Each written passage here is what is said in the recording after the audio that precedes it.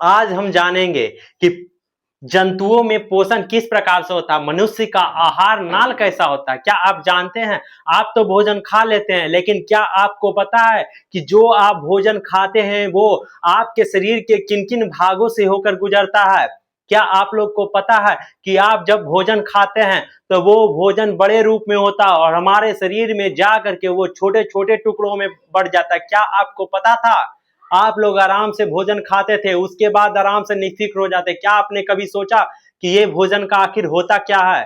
तो आज हम इस वीडियो में आज हम आपको यही सब पढ़ाने वाले हैं कि जब हम लोग भोजन करते हैं तो हमारे शरीर में किस किस भाग में जाता है और क्या क्या उसका होता है। तो चलिए वीडियो को शुरू करते हैं। आप सभी का स्वागत है फिर से अंकित भैया की क्लास में। तो इसके पहले हम लोगों ने पढ़ा था पौधों में पोषण, जंतु और उसके बाद जैव प्रक्रम। तो आपसे ये सवाल है, बताइए जैव प्रक्रम में क्या कौन कौन सी प्रक्रियाएं होती? मनुष्य का पाचन तंत्र।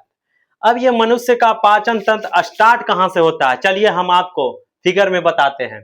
सबसे पहले हम लोग जब भोजन खाते हैं तो क्या आप लोग भोजन मुंह से खाते हैं या नाक से खाते हैं? आप मुंह से ही खाते होंगे। तो सबसे पहले पाचन तंत्र का जो शुरुआत होता है वो हमारे मुख से होता है। रोटी हो या चावल, गुपचुप हो या रसगुल्ला, समोसा हो या चटनी, आप कुछ भी खाते हो सब कहां से खाते हैं मुंह से खाते हैं। यानी सबसे पहला मुख। अब मुख के बाद कहां जाता है भोजन? हमारे दांतों के नीचे। यानी कि हमारे मुख के अंदर क्या है? दांत है। हमारे मुख के अंदर क्या है? दांत है। तो हमारा जब हम भोजन खाते हैं तो हम अपने दांतों से चबाते हैं। क्यों चबाते हैं? डायरेक्ट निगल क्यों नहीं जाते हैं? इसलिए चबाते हैं ताकि वह छोटे छोटे टुकड़ों में टूट जाए और वह जो भोजन है वो आसानी से हमारे ग्रास नली के द्वारा हमारे पेट में चला जाए। तो सबसे पहला बात करते हैं मुख। मुख के बाद बात करते हैं दांत की। तो चलिए हम आते हैं दांत के बारे में। अब मनुष्य का जो दांत होता है वो 4 प्रकार का होता है। क्या आपने कभी सोचा था कि हमारे मुख के अंदर कितने प्रकार के दांत होते हैं? तो चलिए हम आपको बताते हैं। सबसे पहला आप लोग सेब खाते होंगे। तो क्या आपने सेब कभी भी इधर साइड से खाया है? नहीं ना। आप लोग जब भी सेब खाते होंगे तो आगे से काटते होंगे। काटते हैं कि नहीं काटते हैं? तो सबसे पहला काटने वाला दांत जिसको हम लोग कृंतक कहते हैं। क्या कहते हैं? कृंतक, या उसको अंग्रेजी में इंसीजर भी कहा जाता है। तो ये हो गया कृंतक। उसके बाद आप लोग कुछ फाड़ते होंगे, कुछ फाड़ते हैं जैसे गन्ना। क्या आप गन्ना आगे से कभी खाए हैं? आगे वाले दांत से कभी खाए हैं गन्ना? नहीं ना खाए हैं। तो दांत जब भी गन्ना खाते हैं तो आप इस दांत का उपयोग करते हैं। यानी जो नुकीला दांत है उसका उपयोग करते हैं। तो जो नुकीला दांत हम लोग में होता है उसे हम लोग कहते हैं रदनक। अर्थात इसको क्या कहते हैं? रदनक। यानी वो चीर फाड़ करने वाला, उसको कहते हैं रदनक, जिसको हम लोग हिंदी अंग्रेजी में केनाइन भी कहते हैं। अंग्रेजी में क्या कहते हैं? केनाइन कहते हैं। उसके बाद तो केनाइन हम लोग देखे होंगे। हम लोग में तो उतना नुकीला नहीं रहता। आप लोग शेर में तो जरूर देखे होंगे, टाइगर में देखे होंगे, कुत्ता का भी देखे होंगे, बंदर का देखे होंगे। उसका कितना बड़ा बड़ा नुकीला नुकीला दांत होता है। तो जो नुकीला दांत होता है उसे हम लोग रदनक कहते हैं। ये तो हो गया 2 प्रकार का दांत। चिड़ यानी कि कुछ काटना हो तो उसके लिए कृंतक या इंसीजर, कुछ फाड़ना हो तो उसके लिए केनाइन या रदनक। अब तीसरा हम बात करते हैं अग्रचवर्णक की। तो अग्रचवर्णक क्या होता है? तो चवर्णक और अग्रचवर्णक दोनों भी होता है चबाने वाला दांत। क्या आपने कभी आगे वाले जो 4 दांत आपको दिखाई देते हैं उससे कभी कुछ चबाया है? रोटी को क्या आपने कभी यहां से चबाया है? काटते जरूर है लेकिन चबाते आगे से नहीं है, पीछे से चबाते होंगे। कुछ भी आप लोग चबाते होंगे, चाहे बिस्किट खाते हो, चाहे मोमोज खाते हो, चाहे वो आप समोसा खाते हो, सब कहां से चबाते हैं? इधर साइड वाले, जिसको हम लोग ठेठ भाषा में चहुआ भी कहते हैं। तो उसी को कहा जाता है चवर्णक और अग्रचवर्णक। यानी जो चवर्णक होता है वो सबसे पीछे होता है और उसके जो 2 आगे होता है उसे हम लोग अग्रचवर्णक कहते हैं। तो मनुष्य में टोटल 4 प्रकार के दांत होते हैं। पहला कृंतक, दूसरा केनाइन या रदनक, तीसरा अग्रचवर्णक जिसको प्रीमोलर कहा जाता है, और चौथा चवर्णक जिसे मोलर कहा जाता है। तो ये तो बात हो गया कि दांत कितने प्रकार के होते हैं। अब आपको हम बताते हैं मनुष्य में 2 प्रकार के दांत होते हैं। किस आधार पर? जन्म के आधार पर। मतलब जब हम लोग जन्म लेते हैं उस समय जो दांत हम लोग के आते हैं उसे हम लोग कहते हैं दूध के दांत। यानी जो बचपन से हमारे 4, 5, 6 साल तक जो दांत आते हैं उसे हम 6 साल तक के जो दांत रहते हैं, यानी जब टूटने से पहले पहली बार जब 2 दांत टूटते हैं तो पहली बार दांत टूटते हैं वो दूध के दांत होते हैं, और दोबारा जो दांत जन्म लेते हैं उन्हें दूध के दांत नहीं कहते, उसे परमानेंट या अस्थाई दांत कहते हैं। यानी दांत 2 प्रकार के, एक दूध के दांत और दूसरा अस्थाई दांत, परमानेंट दांत, परमानेंट टीथ। जो एक बार आ गए फिर अब दोबारा नहीं आएंगे उसे परमानेंट टीथ कहते हैं, और जो एक बार आए टूट कर दोबारा आएंगे उन्हें दूध के दांत कहते हैं। अब इनका एक सूत्र होता है, बोर्ड के एग्जाम में बहुत बार पूछा गया है कि बताइए दूध के दांत का सूत्र क्या होता है या वयस्क मनुष्य का दंत सूत्र क्या होता है। तो हम आपको बताते हैं कि दंत सूत्र क्या होता है। दंत सूत्र में वही होता है, सबसे पहले इंसीजर यानी काटने वाला दांत सबसे पहले रहता है, उसके बाद आता है रदनक यानी चीरने वाला दांत जिसको केनाइन कहते हैं, तीसरा प्रीमोलर और चौथा मोलर होता है। यही 4 को दंत सूत्र की सहायता से दर्शाते हैं। तो हम लोग के दांत का जो एक साइड का जो ऊपर है उसको नीचे है वटा के रूप में लिखते हैं, इसके ऊपर एक तरफ के दांत और इसके नीचे एक तरफ के दांत। तो हम आपको बताते हैं जो दूध के दांत होते हैं उसका जो दंत सूत्र होता है उसका होता है 2021 अपॉन में 2021। मतलब जो हमारे मुंह है, मुंह का एक साइड का ऊपरी जो जबड़ा में 2021 कहने का मतलब 2 इंसीजर होते हैं।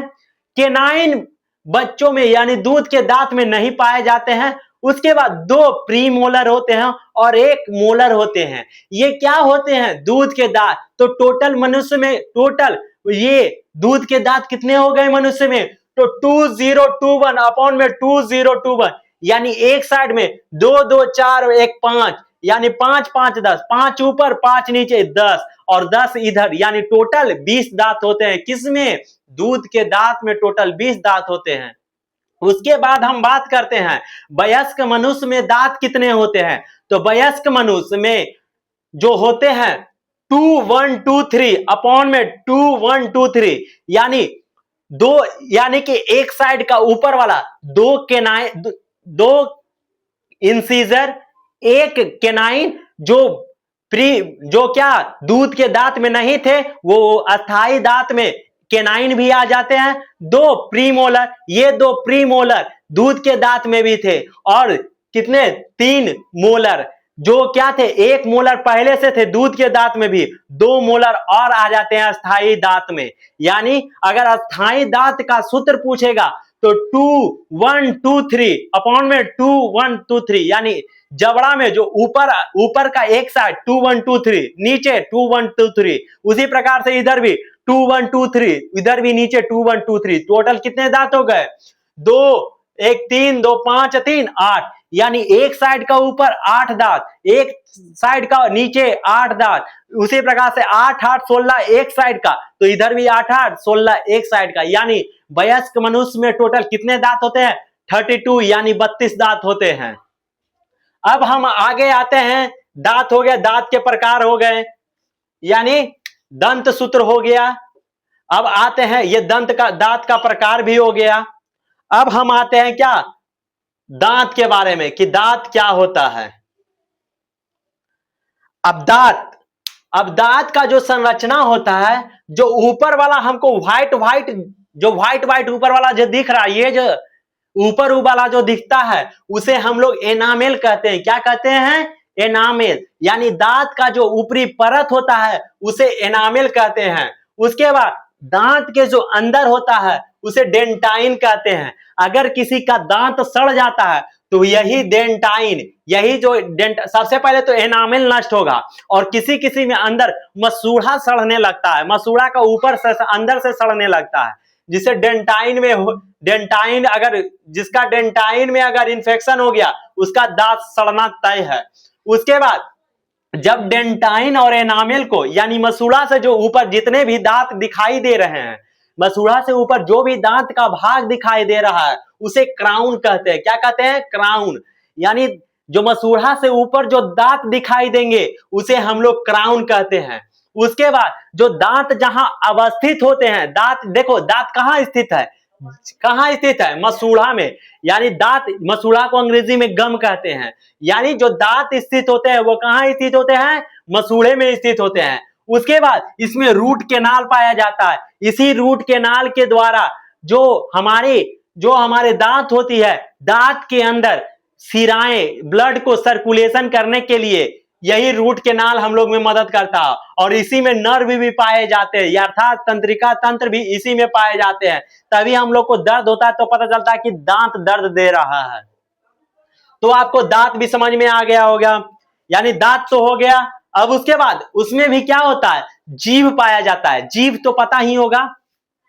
जीभ एक मांसल संरचना है जो एक ओर से स्वतंत्र होता है और अंदर क्या होता है? अंदर जुड़ा हुआ रहता है। यानी जो क्या होता है, जबड़ा, अंदर का जो जबड़ा है वहां से मांसल संरचना जुड़ा होता है और एक अग्रभाग स्वतंत्र होता है। जैसा आप जीभ देखिए, एक भाग क्या है? स्वतंत्र है और एक भाग क्या है? जुड़ा हुआ है। तो ये तो हुआ जीभ। अब जीभ आप लोग खाते हैं तो कैसे पता चलता है कि कोई भी चीज आप जब खाते हैं, कोई भी चीज जब खाते हैं तो आपको कैसे पता चलता है कि कोई चीज हमें नमकीन लग रहा है? ये नहीं, ये बहुत ज्यादा तीखा है, ये बहुत मीठा है, ये खट्टा है, कैसे आपको पता चलता है? तो हमारे जीभ के ऊपर छोटी छोटी बहुत सारी स्वाद कलिकाएं पाई जाती है। यही स्वाद कलिकाएं जो होती है हमें भोजन किस प्रकार का है, मीठा है या तीखा है, खट्टा है या नमकीन है, ये हमें पता चलता है उन्हीं स्वाद कलिकाओं से। तो चलिए हम, ये तो आपको जीभ के बारे में पता चल गया। अब आते हैं, देखो आगे जैसी बढ़े ये लार ग्रंथि पाई जाती है। क्या पाई जाती है? लार ग्रंथि। अब लार ग्रंथि की बात करें तो हम लोग के मुख में टोटल 3 जोड़ी लार ग्रंथि पाई जाती है। अब ये 3 जोड़ी लार ग्रंथि कौन कौन सी होती है? सबसे पहला सबमैंडिबुलर, दूसरा समलिंगुअल और तीसरा पैरोटिड लार ग्रंथि पाई जाती है। टोटल की बात करें कि हम मनुष्य के शरीर में कितनी जोड़ी लार ग्रंथियां पाई जाती है, तो मनुष्य के शरीर में टोटल 3 जोड़ी लार ग्रंथियां पाई जाती है। उसके बाद हम बात करते हैं, जैसे ही आगे बढ़ते हैं तो ये जो होता है, ये जो मुख से जो नली गया, ये नली आगे बढ़ती है और ये ग्रास नली के रूप में आगे बढ़ती है। यहां से आगे बढ़ते हुए ग्रास नली के रूप में हमारे शरीर में आती है। अब ये ग्रास नली क्यों होता है? हम लोग भोजन खा लिए तो भोजन हमारे पेट में कैसे जाएगा? उसके लिए कोई ना कोई माध्यम तो होना चाहिए। वही माध्यम होता है ग्रास नली। ग्रास नली एक पाइप की तरह संरचना होती है और वो मुलायम होती है। जब हम लोग भोजन खाते हैं, भोजन चबाते हैं तो मुख में लार ग्रंथि से लार निकलता है और हमारे भोजन में वो संता है जिससे भोजन चिकना होता है और भोजन का पाचन मुख से ही शुरू हो जाता है। भोजन का पाचन क्यों? क्योंकि जो हम लोग भोजन के रूप में कार्बोहाइड्रेट लेते हैं, वो कार्बोहाइड्रेट का पाचन हमारे मुख से शुरू हो जाता है, इन लार ग्रंथियों से निकलने वाले लार से। और जब भोजन में ये लार ग्रंथि सन जाते हैं, मिल जाते हैं, बढ़िया से मिक्स हो जाते हैं, तो उस भोजन को भोजन नहीं कहकर उसे काइम कहा जाता है। और यही काइम हमारे ग्रास नली में से होता हुआ हमारी अमाशय में आता है। अब ये ग्रास नली में डायरेक्ट खाते हैं, डायरेक्ट गाक्स या नीचे तो नहीं ना जाता है। जैसे पाइप हो गया, पाइप में जब पानी डालते हैं तो सटाक से नीचे चला जाता है कि नहीं जाता है। लेकिन जैसे ही हम लोग भोजन खाते हैं तो भोजन खाते हैं, क्या हो गया? डायरेक्ट चला जाता है पेट में? नहीं, खाते हैं तो ग्रास नली में, मान ले जाइए क्या है, ग्रास नली है, ठीक। अब ये भोजन यहां आया, भोजन यहां आया, यहां के बाद ऊपर से दबा तो ये नीचे बढ़ा, फिर नीचे ये फैला तो ये और नीचे बढ़ा, फिर ऊपर से दबा नीचे बढ़ा, फिर फैला, फिर नीचे, फिर सिकुड़ा, पहला सिकुड़ा, फैला, सिकुड़ा। तो इस प्रकार की प्रक्रिया होते हुए हमारे भोजन ये ग्रास नली से होता हुआ अमाशय में पहुंचती है। तो ये प्रक्रिया क्या कहलाती है, शिथिलन और संकुचन। ये जो प्रक्रिया होती है इसे हम लोग कहते हैं क्रमांकुचन। क्या कहते हैं, क्रमांकुचन। यानी अगर ये क्वेश्चन आता है बार बार दो एग्जाम में, बोर्ड के एग्जाम में हमेशा पूछा जाता है कि बताइए जो हम लोग भोजन करते हैं वो भोजन ग्रास नली में किस विधि द्वारा अमाशय में जाता है, तो ऑप्शन में दिया हुआ रहेगा क्रमांकुचन, वही आपको टिक करना है, क्रमांकुचन। तो चलिए हम आगे बढ़ते हैं। उसके बाद आते हैं अमाशय की बात करते हैं। किसके बात करते हैं, अमाशय। वो देखिए भोजन मुख से लिए, मुख से भोजन किए, कहां आया, यहां आया। अब यहां से आगे बढ़ते बढ़ते बढ़ते बढ़ते कहां चला गया, अमाशय में। यानी भोजन अब कहां पहुंच चुका है, अमाशय में। अब यहां से भोजन जब अमाशय में पहुंचा, भोजन कहां पहुंच गया, अमाशय में। अब हम बात करते हैं अमाशय की। तो अमाशय जो होता है जे शेप की आकृति का होता है। कैसा होता है, जे शेप का। कैसा होता है, जे शेप का आकार का होता है। कौन, अमाशय। अब ये अमाशय के 3 भाग होते हैं। अमाशय के कितने भाग होते हैं, 3 भाग होते हैं। कार्डियक, फंडिक और पाइलोरिक। कितने भाग होते हैं, 3 भाग, कार्डियक, फंडिक और पाइलोरिक। बीच वाले भाग को फंडिक कहते हैं। क्या कहते हैं, फुंडिक। और बाकी दो ऊपर और नीचे वाले भाग को पाइलोरिक और क्या कहते हैं, पाइलोरिक, फुंडिक और क्या था, कार्डियक कहते हैं। ये 3 कहते हैं। कार्डियक, ऊपर वाले भाग को कार्डियक, बीच वाले भाग को फुंडिक और नीचे वाले भाग को पाइलोरिक कहते हैं। तो ये तो हुआ 3 प्रकार के क्या हो गए, ये 3 प्रकार के, इसमें 3 भाग में बटे होते हैं। अब आते हैं अमाशय के बारे में। किसमें, अमाशय। अब अमाशय में क्या होता है कि अमाशय में 3 प्रकार की कोशिकाएं पाई जाती है। अमाशय में 3 भाग थे अमाशय के, अब 3 प्रकार की कोशिका भी पाई जाती है। पहला जिसे कहते हैं अम्लजन कोशिका। ये अम्लजन कोशिकाएं हाइड्रोक्लोरिक अम्ल के निर्माण में मदद करती है। दूसरा होता है म्यूकस या श्लेष्मा कोशिकाएं, जिससे म्यूकस का स्राव होता है जो भोजन को चिकनाहट प्रदान करता है। तीसरा होता है जाइमोजीन कोशिका या ऑक्जेंटिक सेल का इसको बोला जाता है, ऑक्जेंटिक सेल। यानी टोटल 3 प्रकार के सेल होते हैं, आम्लजन कोशिका, उसके बाद म्यूकस या श्लेष्मा कोशिका, और तीसरा ये ऑक्जेंटिक सेल था। 3 प्रकार के कोशिकाएं पाई जा रही थी किसमें, अमाशय में। अब ये क्या होती है अमाशय में, अम्लजन कोशिका के द्वारा जो HCl अम्ल स्रावित होता है उसका काम क्या है, आखिर क्यों अमाशय में ही HCl अम्ल का स्राव होता है। ये छोटी आंत में क्यों नहीं HCl अम्ल का स्राव होता है, या हमारे मुख में ही HCl अम्ल का स्राव क्यों नहीं होता है। तो चलिए हम जानते हैं। अब ये HCl अम्ल का काम क्या है। सबसे पहली बात हम कहते हैं HCl अम्ल क्या है। HCl अम्ल जो होता है इसका नाम होता है हाइड्रोक्लोरिक अम्ल, जो एक बेहद ही खतरनाक अम्ल होता है। अगर इस अम्ल को बाहर अगर तुम्हारे हाथ पर रख दिया जाए तो तुम्हारे हाथ को गला देगा, इतना खतरनाक होता है HCl अम्ल।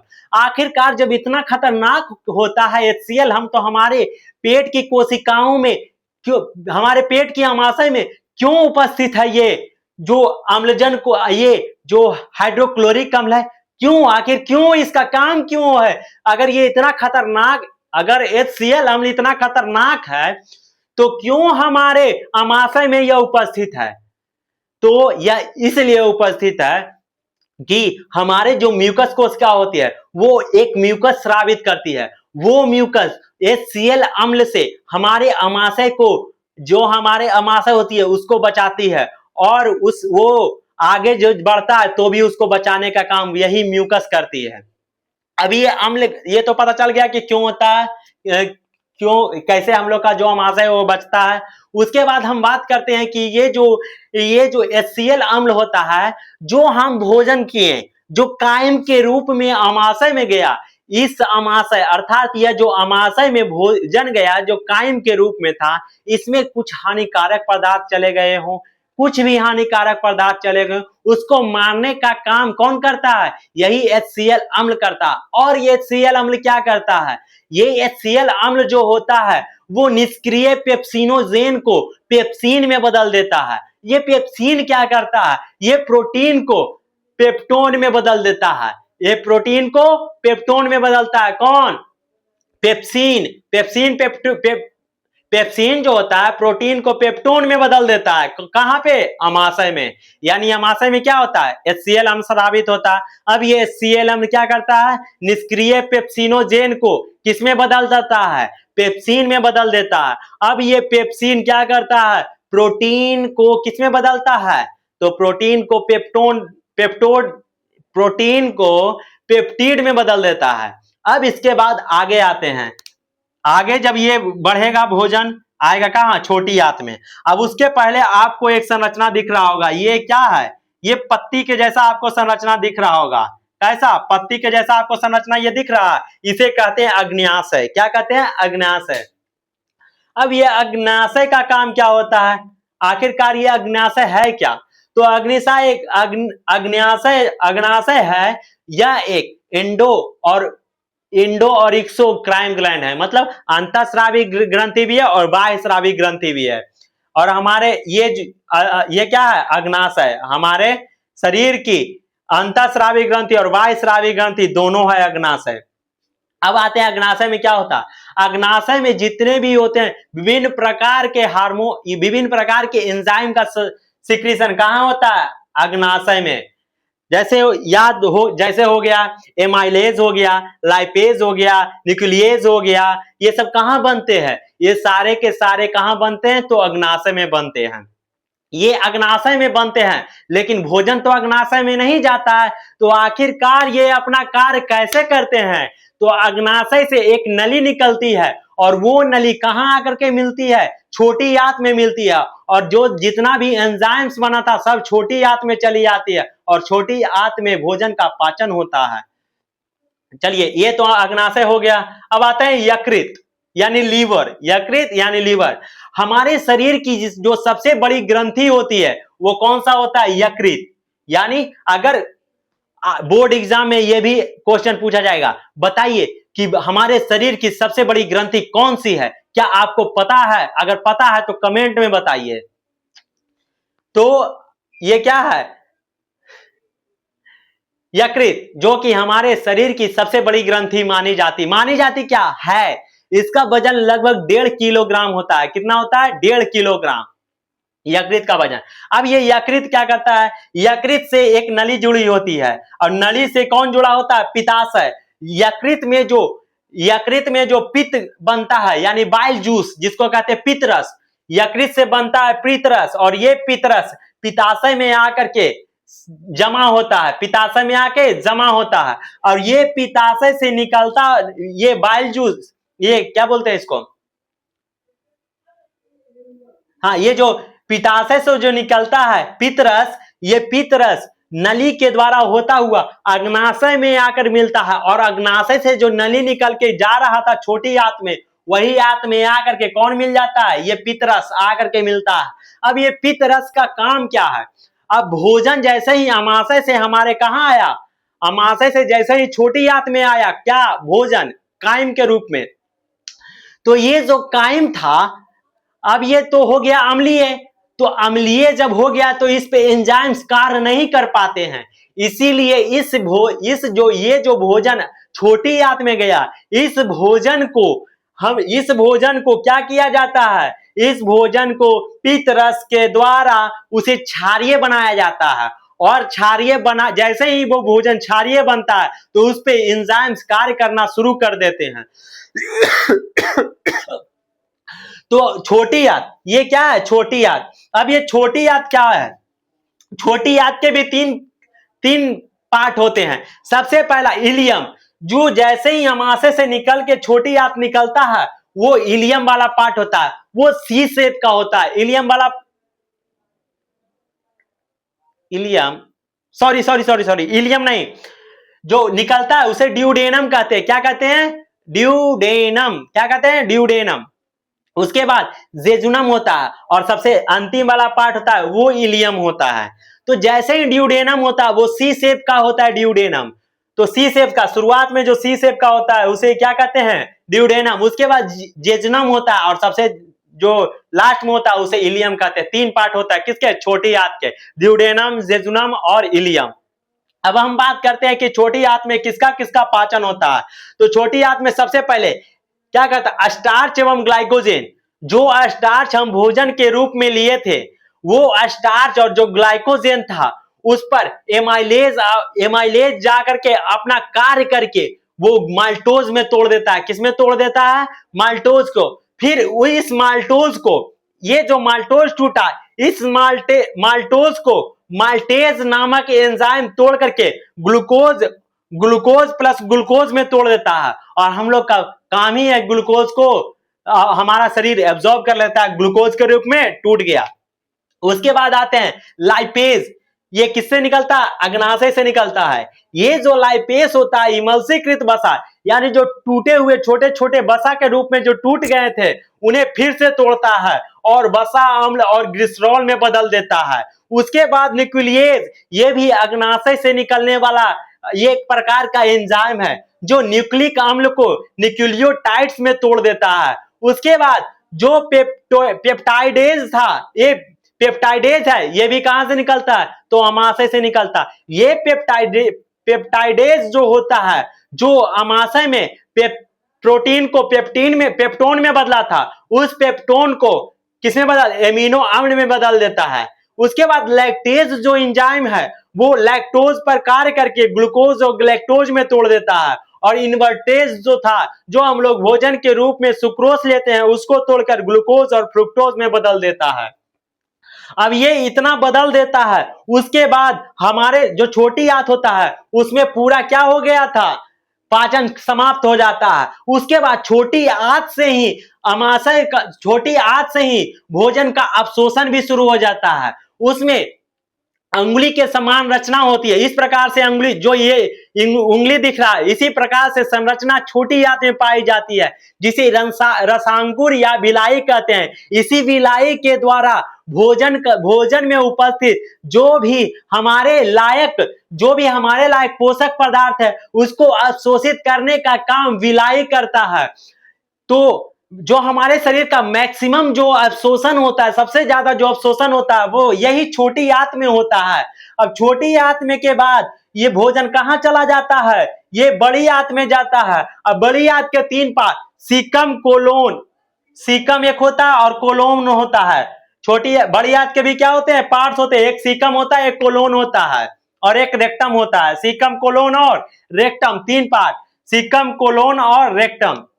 सीकम में क्या होता है? जो भी हमारे छोटी आंत में भोजन जो अपचे रह गए थे, जिसका जो पच नहीं पाया था, वो आता है कहां? बड़ी आंत में। और उस अपचे हुए भोजन से मैक्सिमम जल, जो भी जल होता है, जो भी मिनरल थोड़ा बहुत बच गया, उसका जो एब्जॉर्प्शन हो जाएगा वो बड़ी आंत में कंप्लीट हो जाएगा। और वहीं सीकम से लटका हुआ एक भाग होता है, उंगली के समान संरचना होता है, जिसे अपेंडिक्स कहते हैं, जो हमारे शरीर में अब किसी काम का नहीं रहा। उसके बाद भोजन आगे बढ़ता हुआ रेक्टम के पास आकर के, फिर यहां से हम लोग अपने अनुसार, जब हमें अनुभव होता है कि नहीं अब मल को निकालना चाहिए, तो हम लोग अपने अनुसार से मल को क्या करते हैं? बाहर कर देते हैं। तो ये तो था पूरा मानव का पाचन तंत्र, यानी कि मनुष्य का आहार नाल या पाचन तंत्र। तो आपको समझ में आ गया होगा। तो वीडियो अच्छा लगा तो लाइक भी कर दीजिएगा, साथ ही साथ शेयर भी अपने दोस्तों से कीजिए अगर वीडियो अच्छा लगा तो। और बोर्ड के एग्जाम के लिए बेहद ही महत्वपूर्ण था।